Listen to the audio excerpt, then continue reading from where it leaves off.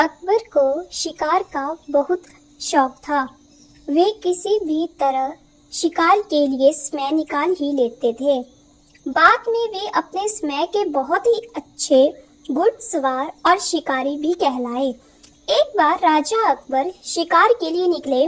घोड़े पर सरपट दौड़ते हुए उन्हें पता ही नहीं चला और केवल कुछ सिपाहियों को छोड़कर बाकी सेना पीछे रह गई।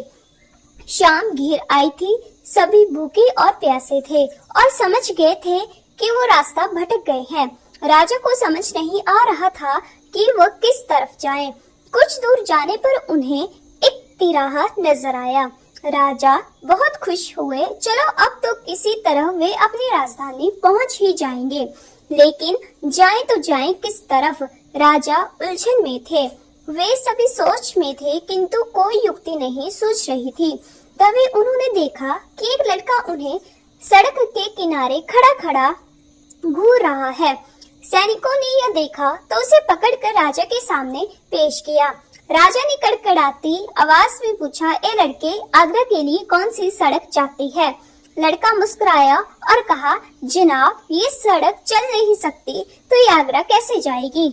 महाराज, जाना तो आपको ही पड़ेगा। और यह कहकर वो खिलखिलाकर हंस पड़ा। सभी सैनिक मौन खड़े थे। वे राजा के गुस्से से वाकिफ थे। लड़का फिर बोला, जनाब, लोग चलते हैं, रास्ते नहीं। यह सुनकर इस बार राजा मुस्कुराया और कहा, नहीं, तुम ठीक कह रहे हो। तुम्हारा नाम क्या है? अकबर ने पूछा। मेरा नाम महेश दास है, महाराज, लड़के ने उत्तर दिया। और आप कौन हैं?